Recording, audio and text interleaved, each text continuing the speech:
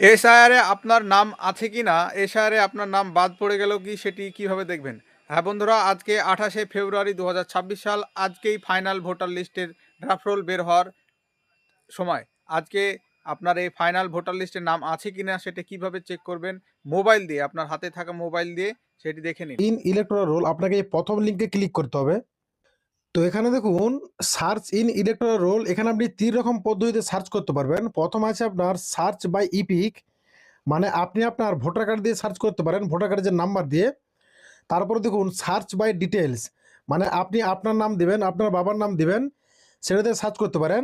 তার ডান দিকে আছে দেখুন সার্চ বাই মোবাইল, আপনার যদি ভোটার কার্ডের ফোন নাম্বারটা লিঙ্ক থাকে তো আপনি আপনার ফোন নাম্বার দিয়ে এটি সার্চ করে দেখতে পারেন। তো যেহেতু সবার ভোটার কার্ডের ফোন নাম্বার লিঙ্ক নেই, তো এখানে প্রথম যে অপশানটা আছে দেখুন এটাই বেটার হবে, সার্চ বাই ইপিক।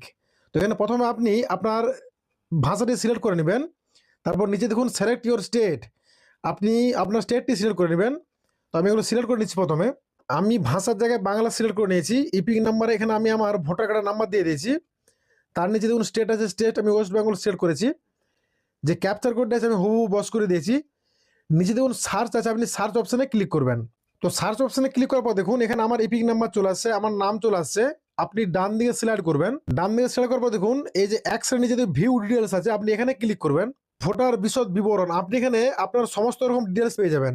যদি আপনার ডিটেলস না পান তাহলে আপনাকে বুঝে নিতে হবে যে এসআইআর আপনার নাম বাতিল হয়েছে। আর আপনি এখানে সার্চ করার পর যদি আপনার ডিটেলস এইভাবে বেরিয়ে আসে, আপনি জানবেন যে আপনার এসআইআর নাম আছে। তো আপনি এভাবে বাড়িতে বসে চেক করতে পারবেন। তো যদি ভালো লাগে আপনার বন্ধুদের সঙ্গে আজকে